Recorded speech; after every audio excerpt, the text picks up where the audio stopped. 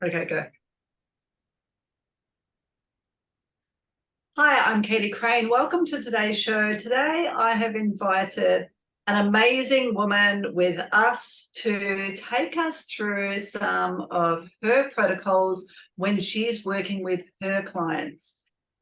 Sheryl Carroll is your tiny voice. She's a women's health practitioner, integrative holistic health coach, and she is super passionate about working with women, predominantly middle-aged women or women over 40, to deal with their own health problems or to help optimize their lifestyle choices so that they can move into perimenopause and through menopause with courage, joy, and passion. Thanks so much for joining me today, Sheryl. I'm so excited to have you here, and I know that our listeners are going to really benefit from this conversation that we're going to have.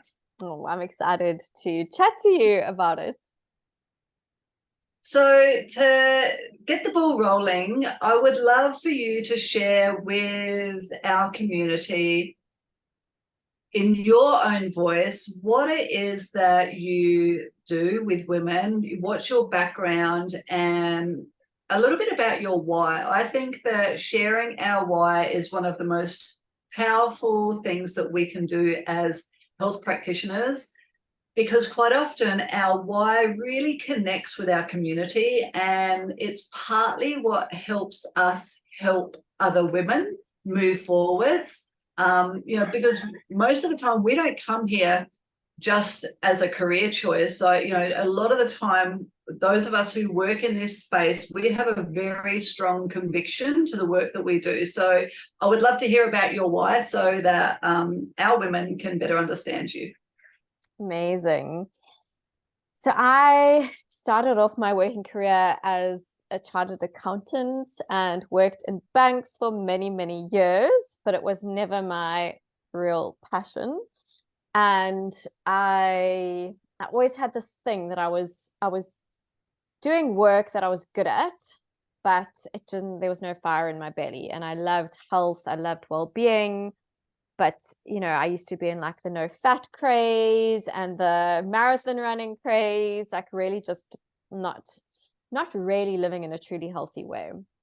And so when I was on maternity leave with my daughter, I wanted to do my personal training qualification. I had this idea in my mind that I would use this time off my work from banking to do some extra studying, and maybe personal training would be my thing.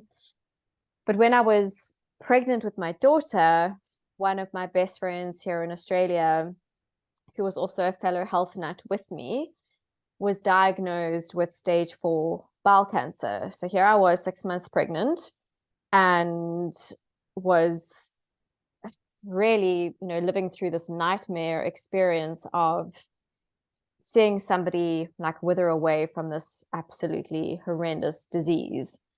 And, I'm very grateful that my daughter got to meet her when she was about 5 weeks old. But then my friend passed when she was 6 weeks old. And, that really, really shook me. It left a lot of fear in me, made me question, like, do I actually know what it means to be healthy if I shared this passion for health with this friend of mine? And then she was diagnosed with bowel cancer, and now she's no longer with us, leaving an 18-month-old baby. There was just a lot of these questions going around in my mind. I was obviously shocked and rattled, and everything in between. And I always had this question in my head of, do I actually know what it means to be healthy? And this kept on going around in my head. And so fast forward, and I fell pregnant with my son, and knowing that I had another maternity leave coming up, I said to my husband, I really want to do some more studying, but more around nutrition and holistic health, like really just to challenge my own understanding of, am I feeding us the right things? Am I just really validating my own understanding of health? But I wanted to land on the right course. And a friend of mine had just in South Africa, had just signed up for the Institute of Integrative Nutrition health coaching certification. So I did some research on that. And that really resonated with me. So I signed up for that course, and that gave me this broad brush view of holistic health and the different kind of pillars that contribute to health. And that was amazing, but it wasn't deep enough for me. So with my auditing mind, I'm like, I need more detail. And with that, I'd started to follow Dr. Stephen Cabral, who's based in the US, and he's a naturopathic doctor who uses functional medicine, Ayurveda, all these traditional Chinese medicine, all these different pillars of kind of health. And he created this health coaching certification, which I then did. And that was just exactly what I was looking for, because it really turned my fear into empowerment, because I got a really good understanding of the things that cause dis-ease in our body. And it's, you know, it's not just the food on our plate, it's the toxins, it's the stress, it's the sleep, it's, you know, it's everything, it's the mindset. And, you know, I just had this beautiful framework, and also learned how to read functional medicine lab tests. So I walked away from that certification really feeling inspired and empowered, and knew that this is exactly what I wanted to do, to be able to help people, because it made me, you know, think back to my friend and some of the things that she was sharing with me around kind of her symptoms leading up to her hospitalization. And, you know, really just thinking that if I could have intervened beforehand with this knowledge, there could have potentially been a different health outcome. And then that then made me think about, you know, how I could possibly influence the lives of other people, women, in a positive way. Sorry, my dog. In a positive way, so that, you know, we don't have to suffer from these, you know, these tragedies. Sorry, just. You're fine. You're fine. I can't hear your dog. Okay, good. I can hear my rooster. You can hear your dog. It's totally I'm like, fine. stop, dog. Anyway, so we're working mums. so that's really what I was, you know, really passionate about, that I now all of a sudden felt went from fear to empowerment, and I wanted to give that gift to others. And it finally made sense, all my years of auditing, that I was then using the exact same skills to then help people get to the root cause of what was going on for them, whether it was weight gain, whether it was gut issues, like what actually is a thing that's driving your body to give you these signals that something is out of balance. And so I started to do it part-time when I was still in my banking career, until I got to a point where I was like, I'm done with this banking stuff. I'm going to move into this full-time. And that was December 2020. And I have not looked back. Amazing. It's so poignant that, you know, it takes such a shocking event in our lives, or, you know, such a shocking experience to make us see the bigger picture on health, isn't it? You know, like, and I can't imagine losing, you know, such a close friend at that time in your life, when you've both got little ones. It's such a huge momentous occasion, those first few years, as it is. They're just as stressful on their own, let alone when you're going through that with a friend. So I'm so sorry that you went through that. I'm so happy for you that you have made the most of it. And I agree, you know what, I mean, there could be so many hindsights when it comes to these insidious diseases that take people way too young. And I mean, cancer in the Western countries is like, you know, it kills a third of the people.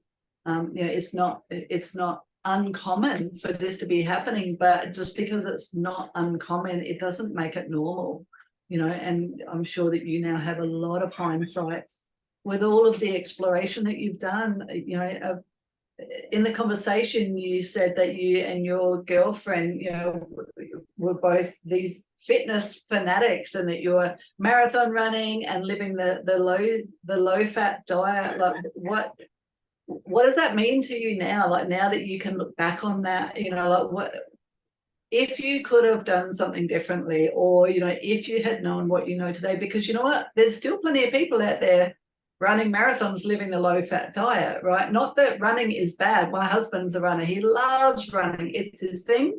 It gives him everything that he needs mentally.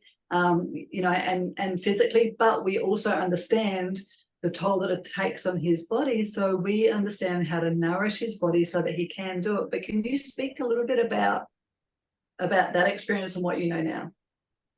So I think the most important thing is exactly as you said about your husband, is that if you're disconnected from your body and you are not listening to your intuition or seeing these little or not so little signs that something is out of balance, then you can't course correct because you have no idea that your body is giving you things that are abnormal. Your own reality becomes the normal when it's not so normal. So for me personally, I did not have a period for 10 years and I celebrated this. I was like, awesome. This is just not, it's so convenient. I never have to worry when I'm in a bikini, that I'm going to like leak or any of those things. I just thought it was amazing. But now with my knowledge, I'm like, oh my goodness, I missed out on 10 years of really listening to my body, aligning with my hormonal rhythms. Like, that is a vital sign. And the fact that my body didn't feel safe enough to give me a period is not a good thing. And, the person who actually made me look at it was when I got together with my now husband. He's like, Sheryl, this is not normal. I'm like, but why? It's like, it's fine. Don't worry about it. I mean, a man, he's like, Sheryl, like, you need to look at this. And, so if I went back, I would just be so curious about what was going on in my system and really working to understand, well, what was missing. And obviously I was just pushing my body way too hard. I was in my 20s, so I was partying a lot, I was running a lot, I was doing it all. And I think when you are in your 20s and 30s, you have more resilience in order to buffer the stresses. However, the reason that I think I started to experience perimenopausal symptoms much earlier is because I did not have a period for 10 years, because I had children later in life. Like, I was fortunate enough to get my period back and to then be able to, have 2 healthy children with miscarriages in between, which, is so common these days. But, it's really it's rearing its head now, which, I think is another like lesson of making my mess my message.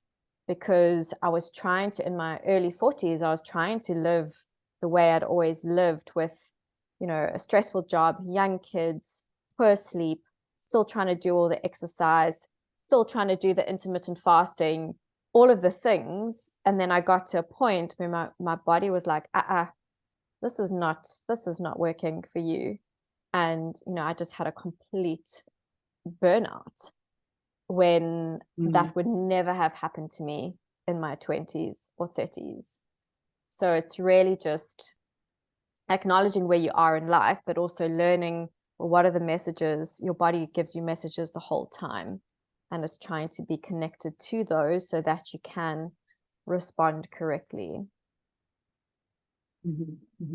And so, say when you weren't menstruating in your earlier years, what was that like in your 20s? So you're saying around about? Yeah, 20s to 30s. Yeah.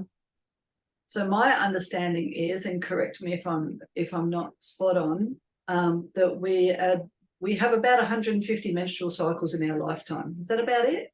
Right. So, and I've missed a lot. Missed a lot, right? There's no catching up. And our menstrual cycle, this is where when I work with women as well, same, it's a convenience not to have a menstrual cycle. Like you say, you can wear your bikini, you can go to the beach, you can do whatever you want.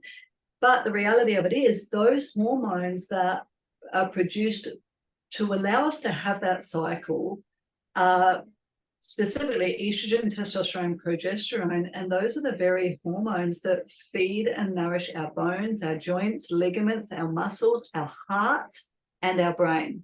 just to name a few. So if you're not menstruating, whether that's because you're living in a stressful situation, so in your case, it sounds like it was excessive exercise, puts a stress on the body. So then the body's going to say, well, you know what, I'm overstressed. So I'm not going to menstruate because it's not safe for me to menstruate. It's not safe for me to have a baby in the States. So you stop menstruating. Or if women who are taking the pill, contraceptive pill, or one of the inserts that prevents them from menstruating, then they're also not nourishing all of those parts of their body. And then what does that lead to? What is the potential harm long term that leads to if I don't menstruate regularly when I'm meant to?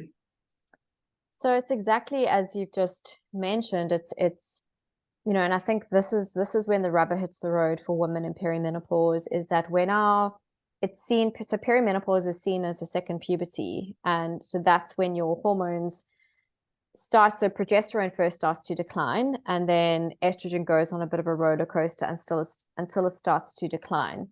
And the symptoms that women experience are like this full body experience, because we've got hormone receptors absolutely everywhere in our body. So the brain fog. People laugh about the various symptoms, like you walk into the kitchen and you don't quite know why you're there, or it's all of these symptoms, like the weight gain, all of that, because our body is trying to recalibrate to this new way of being with these different hormone levels. And unfortunately, when, in my example, which is where I did not have a cycle because of physical stress on the body, my levels of hormones now are very low. So it's almost like I've gone into this like later stage of perimenopause because my estrogen is low and my progesterone is low, which is what's seen later on. So like resilience to stress is very different, can impact your sleep. So I think where it starts to show up really is now. In the research that I've looked into, because I was trying to understand why my hormonal profile looks like somebody who's like about to stop, their period, or to really hit menopause. And it does show that if you've had amenorrhea for a long time, you start off perimenopause with your estrogen levels quite low.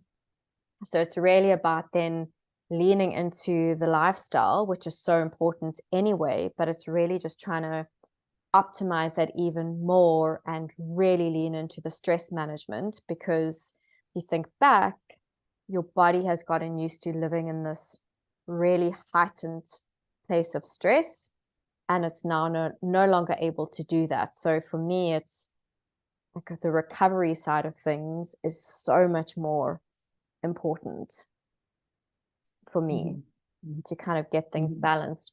But I think if somebody is on the pill, for example, they have artificial hormones in their system, so they may not be getting some of the symptoms from their body to tell them that things are out of balance for them. And so then fast forward, they come off the pill because actually they don't want to be on the pill anymore, they're close to menopause, and they get then whacked by these symptoms.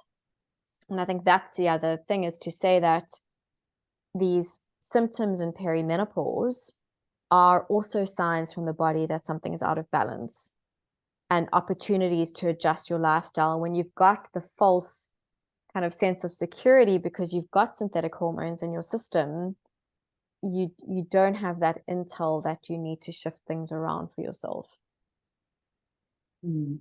Yeah, absolutely. And that's just it. I mean, any sign or symptom in the body for anything is our body's way of communicating to us so that we can do something about it. But we live in a society where the symptom seems to be the issue, and all we want to do is get rid of the symptom. We don't want to do the work to change the lifestyle, because it's hard, right? Doing the work is hard. It does take time and it's a long game, but we're such a fast food society where we're looking for a quick fix right now. So if I can get rid of the symptoms, then it means that doesn't exist. But the opposite is true. Whatever your body is going through is still going through. You just aren't able to hear it anymore. Yeah, exactly. And I think the other thing just on that is that we've been quite reliant on the traditional medical system for kind of healthcare, when actually the model is exactly that: it's symptom management and sick care, emergency care. And then people become reliant on the pill to fix a problem, when actually, to your point, it's like a lifestyle should, like, this is a sign that you need to adjust your lifestyle, whether it's what you eat, how you move your body, how you manage your stress, detox, all of the different pillars. But it's there isn't enough information to support people to connect the dots between what they do every day and then what's showing up in their body. And I think that's why kind of what we do is so important, and why I shout from the treetops as often as I can. Yeah, absolutely. So for you now, you know, with your history, and now, you know, you're trying to, as naturally as you can, balance out your hormones so that you don't push into menopause, because our ideal age for menopause is what, somewhere between 51 and 55 years of age. Yeah, exactly. And while menopause is an amazing part of our life, what comes with it is higher rate of cancers, Alzheimer's, dementia, and heart disease. So, you know, so as soon as we go into menopause, then those are things that we need to start being considerate of. So we want to prevent going into menopause as long as possible.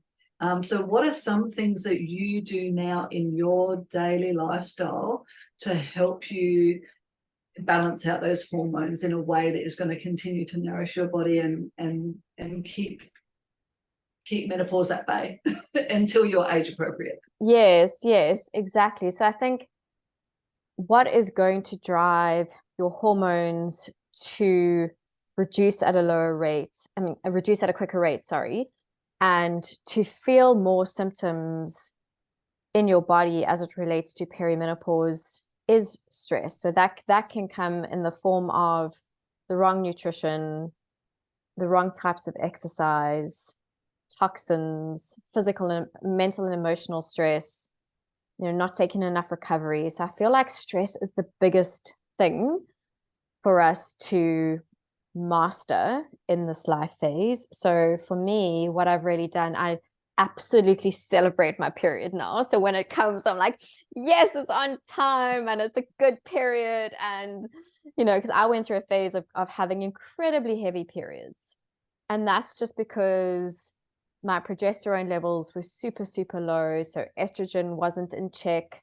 It was very unpleasant. And then that also results in iron deficiency. And I know that a lot of women experience very heavy bleeding in this phase of life, and it can, you know, impact them going about their daily activities. So for anybody listening, you don't have to suffer with that. There is a way to improve that. So really what I've done is I've taken a full step back, and I have implemented all the practices to sync with my hormonal rhythms. Because I think when I got into the health space, I was doing practices that were appropriate for men. So, you know, doing fasting every week, regardless of where I was in my cycle, doing exercise to the same intensity, all stages of my cycle, and like never really, and if I was feeling tired, almost getting frustrated with myself for, you know, not being able to show up in full capacity on a certain day, without recognizing, okay, so where am I in my cycle? What is appropriate for me to be doing? Because when we are living out of accordance with our hormonal rhythms, it adds extra stress on our systems and then can exacerbate these issues. So a big focus for me is syncing with my hormonal rhythms, and I've really just recognizing how depleted my body was, because I ran a Dutch test, which is, I know, one of the tests we're going to talk about, that just showed how depleted my body was. And I thought I was doing quite well, but it just made me recognize that I'd have a lot of family stress going on with a move, and my husband not being well, and young kids who didn't like to sleep, like all of that. showed up in my hormones. And all I was doing was just trying to soldier on, when actually I was like, okay, this is a sign. I really need to peel back even further what I'm doing. So really focusing on recovery, which I'm a doer. I love to do and be busy. And that's been a real process for me, just to slow down and to take time to rest. And I don't have to be doing all the time. So that's a big part of it. Also, really adjusting my nutrition as well. So, the first half of the cycle is fine to do some fasting, and second half of the cycle, not so much. Like, that's the time to really, increase your calories, slow things down a bit. So that's really my focus, is trying to see how my period shows up each month, and then, take all the advice that I give all my clients and everything I know how to do, just really like fully embody and model that. Because as I mentioned, like, recovery and slowing down is difficult for me. So that's really my work, because that's the only way that I see myself being able to step into my fullest potential. And so what I see with most of my clients as well, because we don't get accolades for resting, you get accolades for the doing and the achieving. And so it's a bit of a vicious circle. Mm-hmm. Yeah, I'm with you. My self-care routine extends to close to 2 hours every morning. Oh my goodness. Which I know sounds massive, but I'm like up at 5:30 in the morning. The first thing I do is meditate for half an hour, write my gratitude diary, get outside, see the sun come up, take the dogs to the beach. Then I either have an infrared sauna or an ice bath, or do Pilates. And then I make my coffee and start my day, So at least an hour that takes, often 2 hours. But, I would never have done that when my son was young. He's 13 now. When he was 3 or 4, I thought that for me to be a good businesswoman and a good mother, I had to give all of my time to my son and to my clients. And I didn't realize that I was actually taking away from them by not looking after myself. Because then I got to the point where I could no longer do that. And I actually couldn't give to anybody, and I was completely broken, but now I do that, and I do that no matter what. That comes first, because I want to be able to give back to my community, give to my husband, my son, and and all of the clients. It's the only way around it. So you spoke about a couple of things that could we just break that down a little bit more? So stress is a big one. So you and I know that, but let's explain that a little bit more to our community. So the way that I understand it is, women, we are the givers of community. Like we do want to be giving of ourselves all the time. It's in our nature to do so. But nowadays, it's also expected that we're a mother, we're a home carer, we're the CEO, we do, and we're the best girlfriend in the world. So we expect so much of ourselves, but there's only one of us. And as we get older, what happens is those sex hormones, estrogen, progesterone, testosterone, that were being produced in the ovaries then have to shift to be produced in the adrenal glands, which is primarily where we produce cortisol, which is our stress hormone. So cortisol gets us up in the morning, gets us up and going, but also our cortisol levels can be out of balance if we have all of these external stresses in our life and we're not managing them well. So my understanding is that it's so important, before we even get to perimenopause, before we get to menopause, definitely, to mitigate stress, or to be able to manage stress well, so that our adrenal glands are functioning optimally, or our cortisol levels are at an optimal level to be able to handle the stress in our life. And the only way we can do that is by practicing self-care, right? Absolutely. And I think I'm wearing this funky device called a First Beat, which is it's a heart rate variability monitor that you wear 24/7. So it's giving you direct feedback of the engagement of your stress response and whether you are in recovery. And it's been very, very eye-opening to see that how much my stress response is engaged just through everyday activities. And I think that's something that we take for granted because we've learned to operate in this very, very busy world with like people shouting from the kitchen, and then you've got this thing to do, and then someone cuts you off in traffic. That all of this stuff, as well as the cognitive fatigue that we have of all the lists and all the things that we have to do, that our stress response is engaged so much without us even knowing. And I think that's very important for people to recognize. That I sometimes speak to clients and they say, I don't feel stressed. And I ask them to explain everything that they have going on in their lives. Even just by them articulating all the things that they have going on in their lives, I can see that they are stressed, but it's just there every day. And I think the way I like to explain it is that we all have a stress bucket, and there's stress put into our stress bucket every single day. And it's even through things that people may not even be thinking about, like toxins, like gut issues, like dormant viruses in our system, poor sleep, sedentary behavior, poor food. All of these things can actually bring about the same stress response in our body as a fight with our partner, or the never-ending to-do list, or the workload. And it's really about holistically trying to make ourselves more resilient and adaptable to the stress that we have, and to proactively take stress out of the stress bucket. So yes, like daily routines, like that's the way that I coach my clients on kind of proactively supporting your body to be able to become more resilient to stress.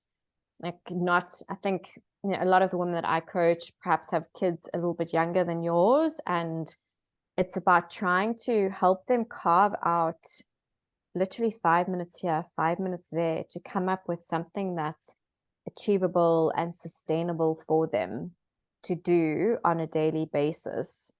And it's just getting into that habit of, okay, so this is what you do on a daily basis. These are your anchor points to calm your nervous system. Because if you want to like lose the weight, improve your energy, like whatever the thing is that they want to work on, like this is foundational. And and I think the thing that's, because me personally, it's taken me a while to really lean into optimizing the daily routines, because it's not tangible. It's not like, okay, this is my nutrition and this is like how much protein I'm going to put on my plate. That's very tangible, but the daily routines, not so much. And I think that's the most important thing to get people to do, but it's really the thing that's least focused on as well. Yeah, hands down. I mean, I know that my 2 hours a day seems absolutely unattainable, and that didn't happen overnight. Yeah, That's taken totally. me 10 years of, it started off just by standing on the balcony, having my coffee, watching the sun come up. That was all I had time for, So it's making those small changes. And over a 10-year period, I've been able to create space in my diary that I can make it happen, right? But I totally agree. When Cassidy was a baby, there was no ways I could ever see that being a reality. But I learned, that a 10-minute meditation, or just standing there and looking at the garden, those very simple activities where we could come back to ourselves, be present in the moment, are so important, and they really do have long-lasting effects on the way that we feel internally, which then allows us to give externally in a way that we want to give. Absolutely. And I think, unfortunately, what I find with well, not unfortunately, but I think like a lot of the catalysts for change for women is from an aesthetic standpoint. Like the catalyst for change is I've put on weight. And actually, like the reason we put on weight is because our body is so stressed. It's you know, like we're eating the wrong things and our thyroid has slowed down. So our body's just holding on to excess weight because it's like, this is too much of a freak out, too much stress. We better slow everything down. You know, but it would be so amazing if there was this just proactive, like, okay, I know that my body needs more from me. Like this would, you know, adding in these strategies are going to support me kind of show up the way I want to, but very often it's the aesthetic kind of driver to the change, as opposed to I'm definitely more ratty than I would like to be right now, and that's a sign that my nervous system is just frazzled. Right. Yeah, like because even excess weight is a symptom of long-term lifestyle choices or not listening to the whispers in our body. Yeah. You know, you don't wake up one morning and you're all of a sudden overweight. Like that's happened over a long time because we didn't listen to, like you say, the rattiness, you know, or those little signals. So can you speak more about, you mentioned living for your cycle or choosing exercise for your cycle. What does that mean? Because, and even what does that mean for every woman in general, but even for a menopausal woman? Because quite often women, once they go through menopause, they just assume that there's no hormones left. It's not the case at all, you know, like, so, but things need to change. So say if let's start with if I'm a fully cycling woman. So let's say my cycle is 28 days. How would I decide my exercise profile for that and my fasting profile? Yeah. So let's just recap on the cycle. So day one of the cycle is day one of your bleed.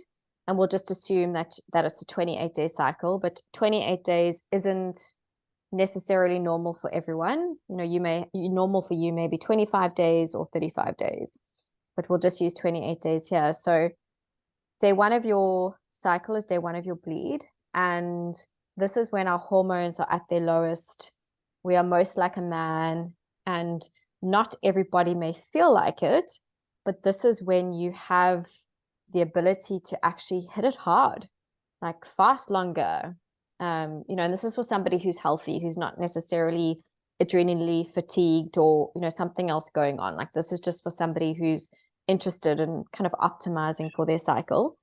You know, you can hit it hard, you can do longer fasts because we don't have the hormones to disrupt. So that's really important. And so estrogen then starts to increase up to ovulation.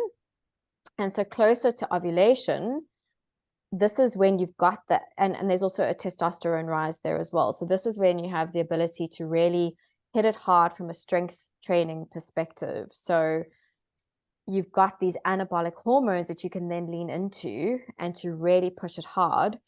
But if you're going to be doing anything explosive, don't do it around ovulation because our ligaments get lax with very high estrogen levels. So you can push things hard. This is when you can do HIIT training, you know, maybe 1 or 2 sessions a week in the menstrual phase and follicular phase in the lead up to ovulation, and then really leaning into hitting it hard from a strength training perspective at ovulation. And then post ovulation, our hormones drop down to a very low level again. And then that's when progesterone and estrogen start to rise in the luteal phase, for them to drop back down for you if you don't have an implanted embryo, for then your bleed to start again. And so it's really in the luteal phase where we need to be quite cautious around our choices around exercise, because if we stress our body a lot, we can reduce our progesterone levels. Progesterone is very much impacted by stress, and we want there to be a good balance between progesterone and estrogen. Like progesterone should be higher than estrogen in the second part of our cycle. Where it's not, we can have a lot of these intense PMS symptoms, heavy bleeding, as I'd mentioned before, a lot more irritability, very sore breasts. So it's really important for us to start to tone things down a bit, especially in the week before your period. So kind of distinctions around that. So first half of the cycle, we are more like resilient, we're more like a man in the beginning, so longer fasts. We can push it harder in exercise, and then post ovulation, it's about, okay, listening into the body. You can still exercise relatively hard just after ovulation, but then you're going to want to start to tone things down, and you definitely don't want to be doing any long fasts in the week before your period. You can do maybe shorter fasts, like maybe a 17-hour or a 15-hour fast just after ovulation, but definitely not like going to the extreme, because that can also then add extra stress to the body. So that's kind of like zoning out. Like that's really like a simple way to think about it when it comes to exercise and nutrition. And then moving then onto perimenopause. So what happens then at the beginning of perimenopause is our luteal phase starts to shorten. So the time after ovulation will be shorter. So there you really just want to tap into how you feel. And this is when it's really important to listen to what your body is telling you. Like your body's in perimenopause, your body's going through this real recalibration where inflammation levels are up, our immune system changes. Like there are so many things going on. And that's when I really encourage women to listen to how their body is feeling, and not just like white knuckle it through and just push it because, they're in the first part of their cycle, when actually they are feeling exhausted, and perhaps a more gentle way of exercise would be better for them. And so generally in perimenopause, you would obviously know when you've bled. And so when your hormones would be at their lowest again. So that is pretty standard. But then it's the rest of the cycle that starts to become a bit tricky, because you don't know if you've ovulated.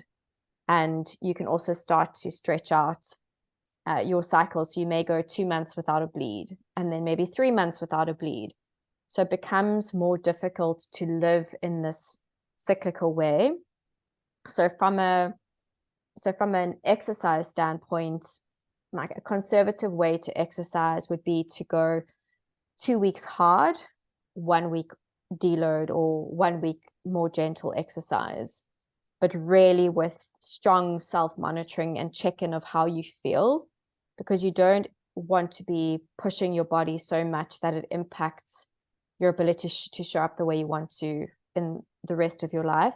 And then same thing with fasting. If you've just been bleeding, you can do a longer fast, but then also just check in, because as we've spoken about, you do become less resilient to stress.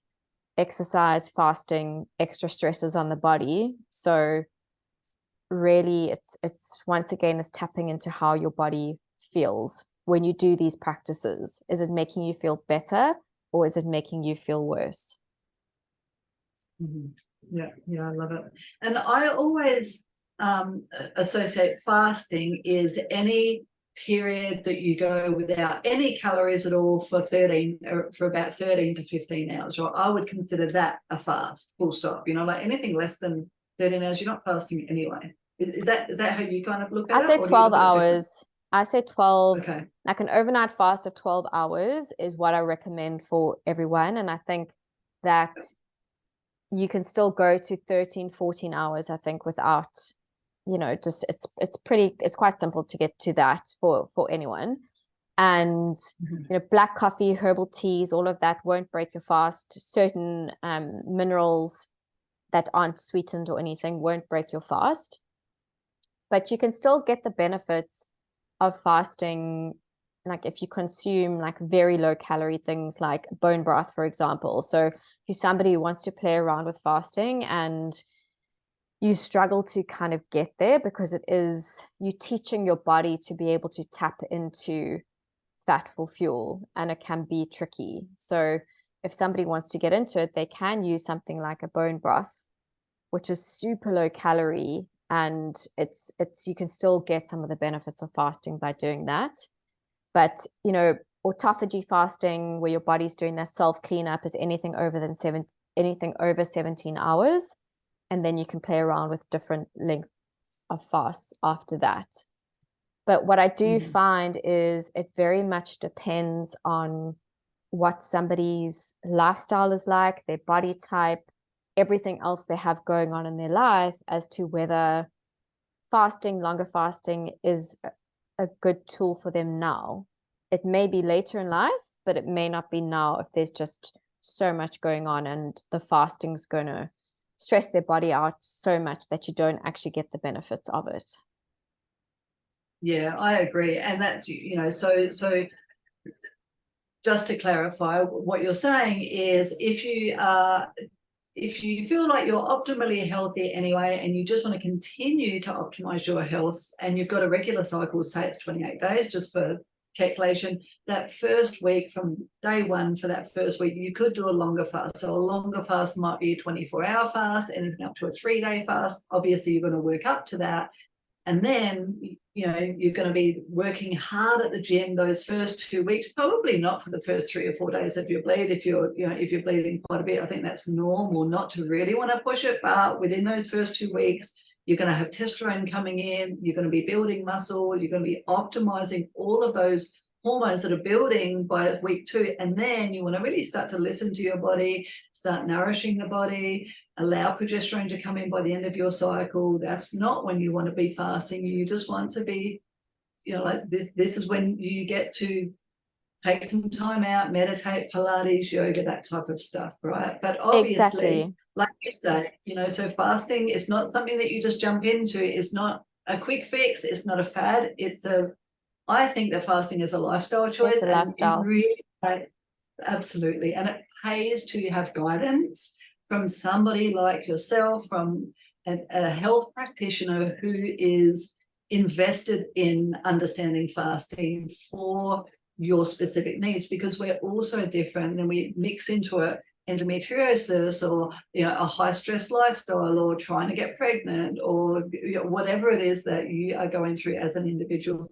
You absolutely need some guidance to make sure that you're choosing what your body needs at your stage of life.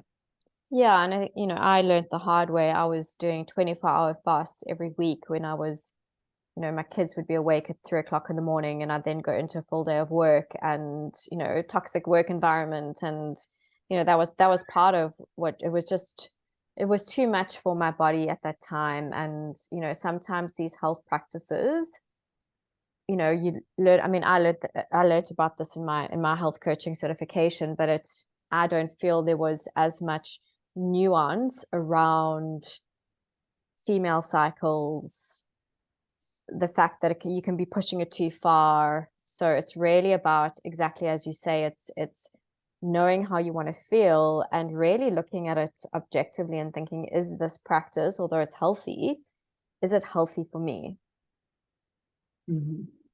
Yeah, I agree. So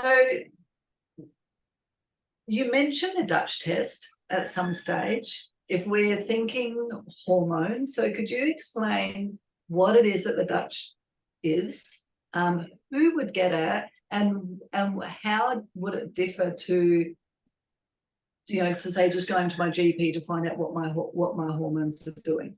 So tell us about Dutch.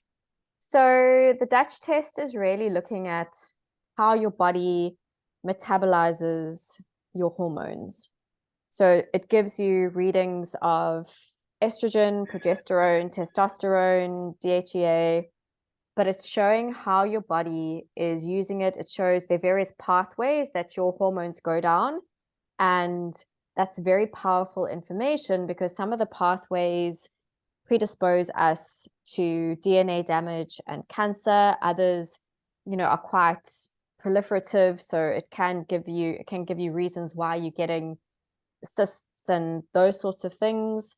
So it's very powerful. So the blood test that you were talking about is really just your serum levels of your hormones, which is just a point in time of what your hormones are doing on that particular day. And your hormones obviously change all the way through the month. They're always at a different level because we have a cycle. And so the most important time to test your hormones, if you're wanting to see where your progesterone and estrogen levels are going to be days 19 to 21 of your cycle, because that's when those hormones should be at their peak. And so you'd also run a Dutch test then to see, well, how is your body metabolizing your hormones?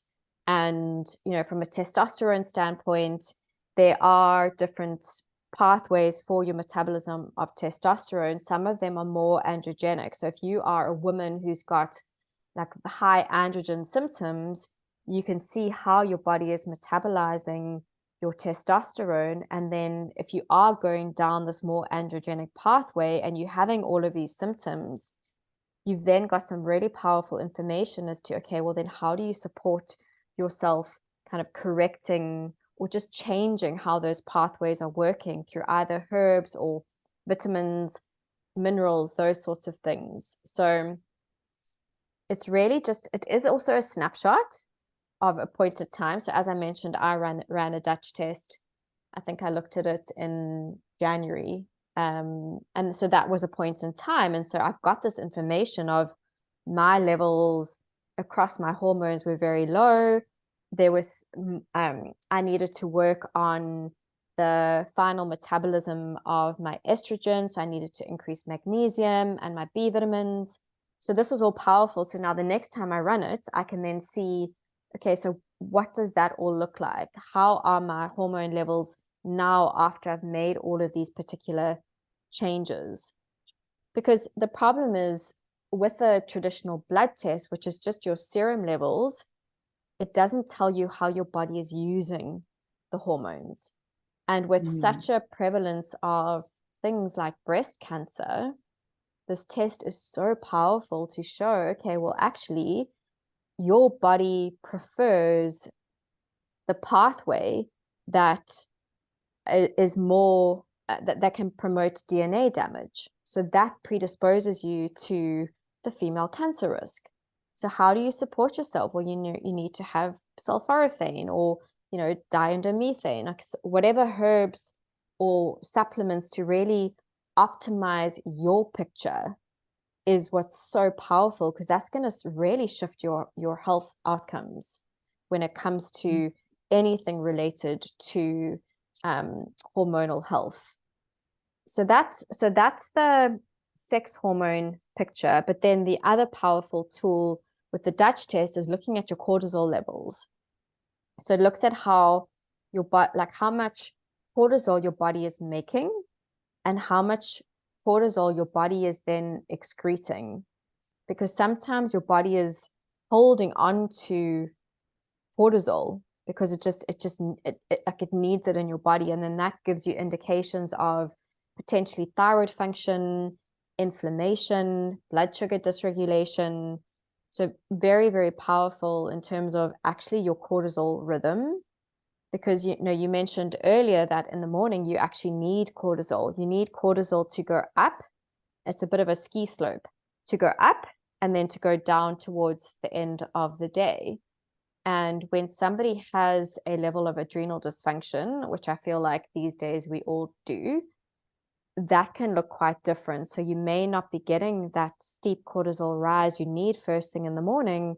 So you're waking up sluggish and you're waking up feeling really achy, because cortisol is also an anti-inflammatory.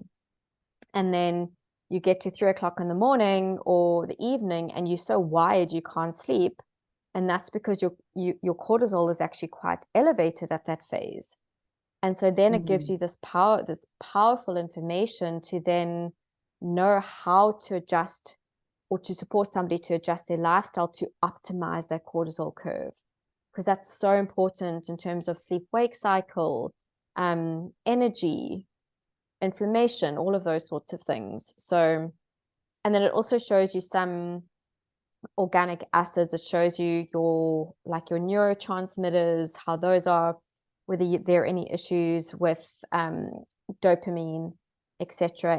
There's a gut marker as well, shows you gut health, whether how your body's utilizing your B vitamins, which is very helpful as well. So lots of powerful information to then be able to take a step back. But then it's about marrying what the Dutch is showing with the person's symptoms. So, you know, it's all about connecting the dots because it's trying to look at the two together. It's such an orchestra, like it's a full symphony orchestra, everything being balanced in the body, isn't it? You know, I had a friend and she went to her general practitioner who took her bloods, you know, to see where her hormones were, and then straight away they just said, oh, we're just going to put you on your HRT.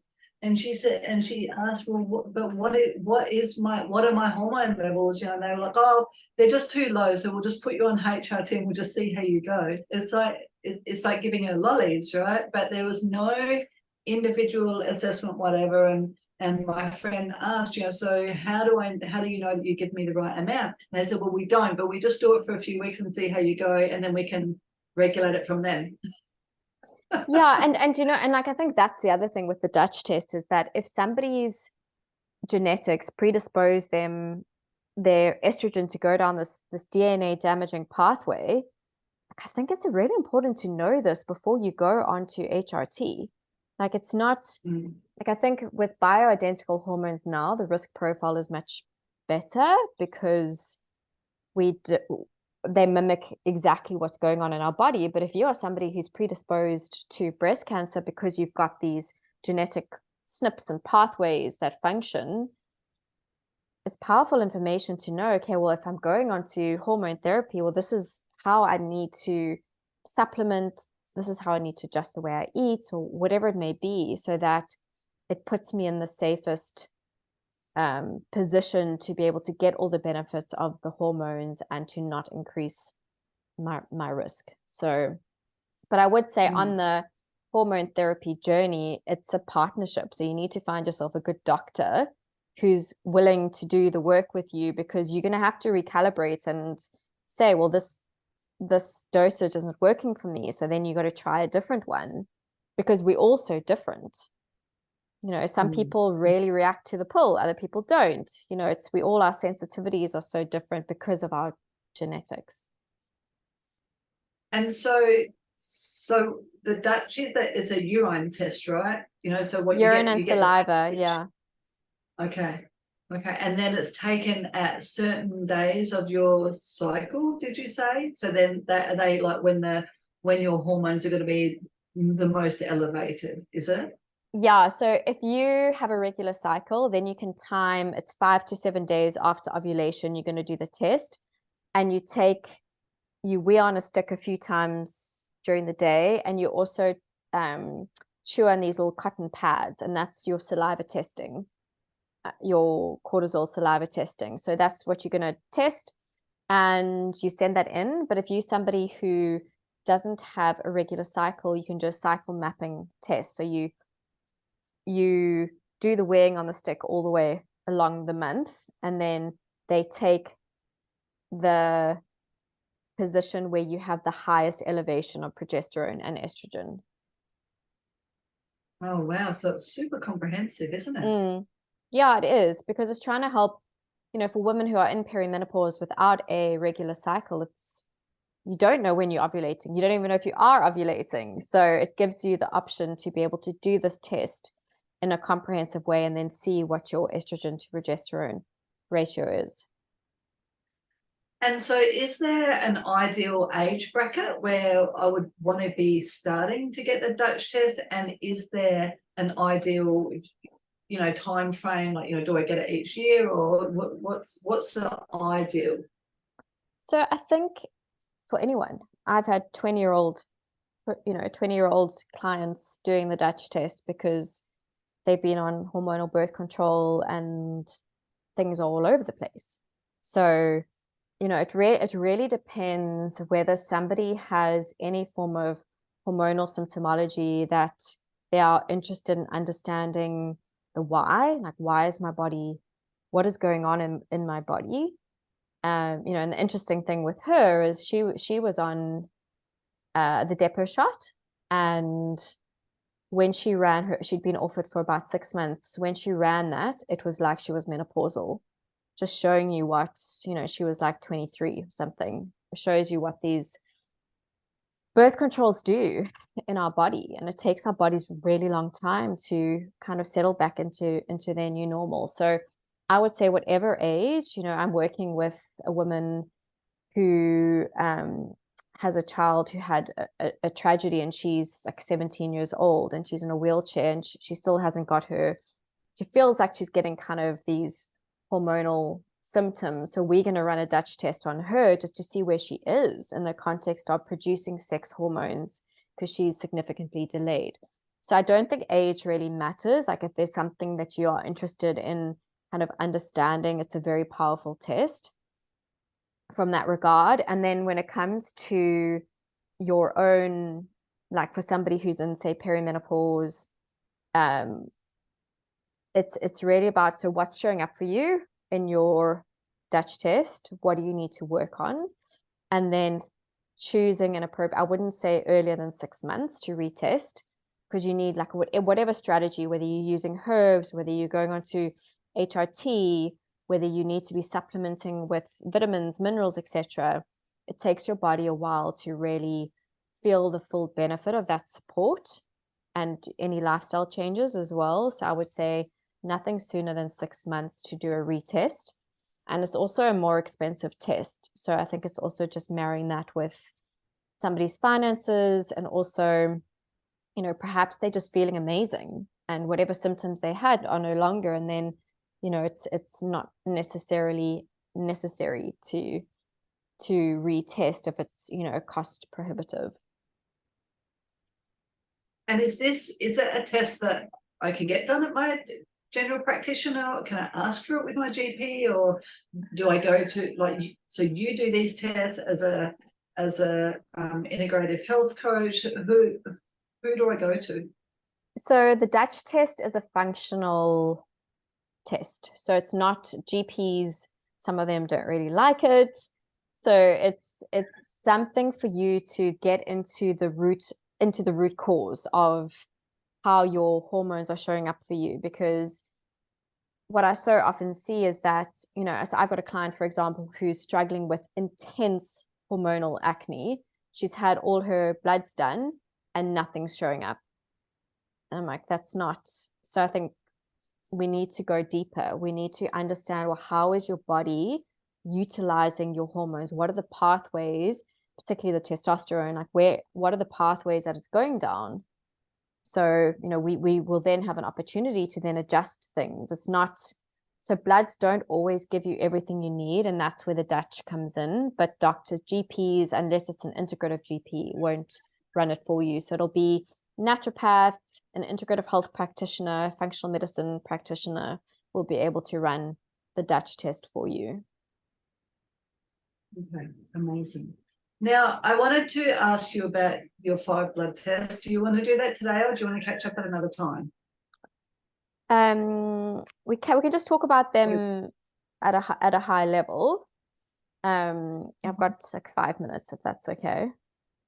Okay, yeah, sure. So, so before you go, can you tell us? So you had a post on social media that went absolutely bananas, and so obviously it's something that women want to know more about. So you had said on your social media post, all women need to be getting these 5 blood tests. What are they, and why is it so important?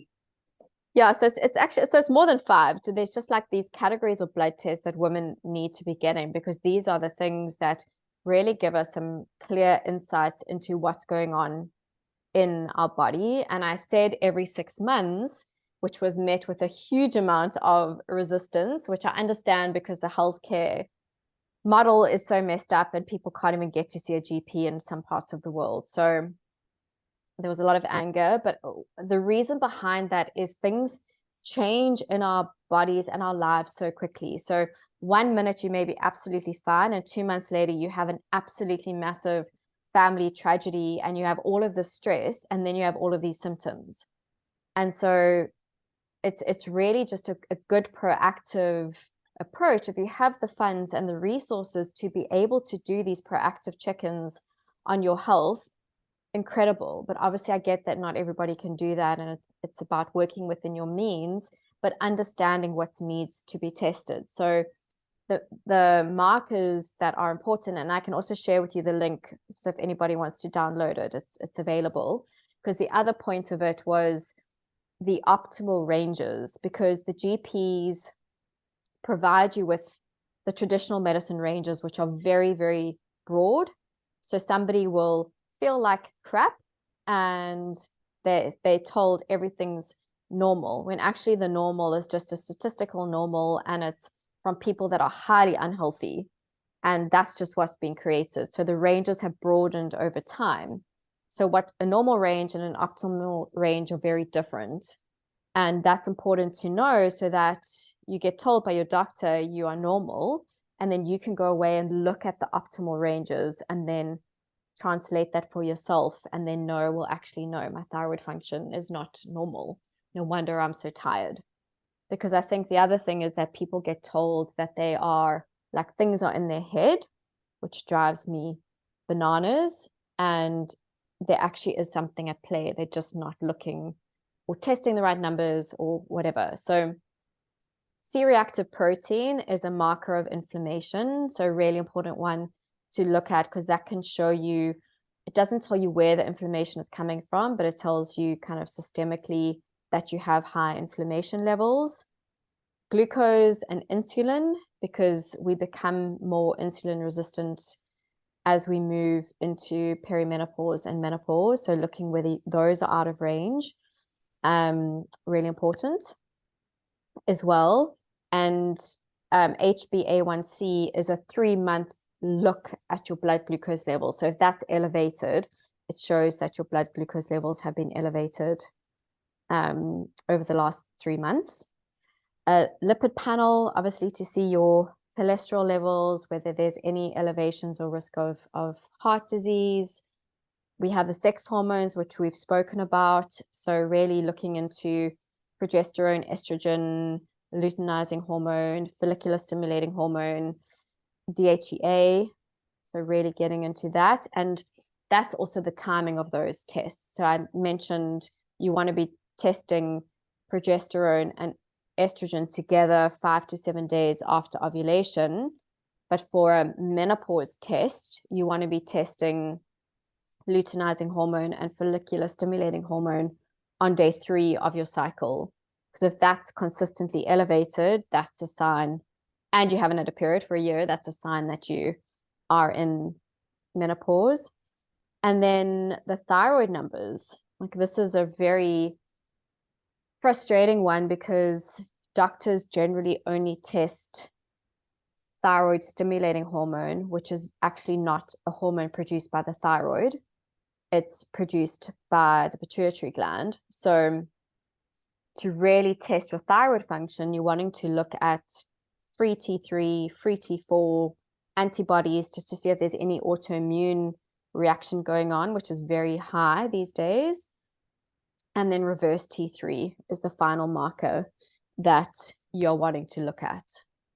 So those give you a good kind of snapshot of, from a female health perspective, what could be contributing to, the things that are like the common symptoms that women experience. Amazing. So, and same, like, I would get that done with somebody like yourself. So those you can go to the normal GP for those, but you have to, because if you say I want a full blood test done, it's important to check what they're asking for, because some don't put everything in. And the one where you will likely be met with a lot of resistance with is the thyroid testing. So if you cannot get a full thyroid test done by your GP, yes, you can definitely come to someone like me. You can actually even order it for yourself through a company called iScreen. But it's about getting the interpretation, and then it's like the so what after you've got the numbers. If your numbers are suboptimal, it's working on the action plan. That's the most important thing. Yeah, so important. So we will definitely offer the link to that in the show notes. There's so many nuggets of gold in this conversation. Thanks so much for joining me, Sheryl. Where can people find you? Amazing. Well, thank you so much for having me. I love chatting with you. So my business website is ytbhealthcoaching.com. I'm on Facebook at YTB Health Coaching, Instagram at your_tiny_voice. And I offer 30 minutes complimentary health strategy sessions for anybody just wanting to do a bit of a deep dive reflection on their health and see how they can potentially move things forward for themselves. It's always good to do a bit of a check-in and an audit, because we all, no matter who we are, we all have the ability to step into a better version of health. Amazing. And you're based in Sydney, but we can find you online for virtual consults as well? Yeah, I do. My practice is fully virtual, so you can find me on the Zoom. Fantastic. Thank you again, Sheryl, so much for your time. We're going to have to do this again. Definitely. Okay, bye. Bye.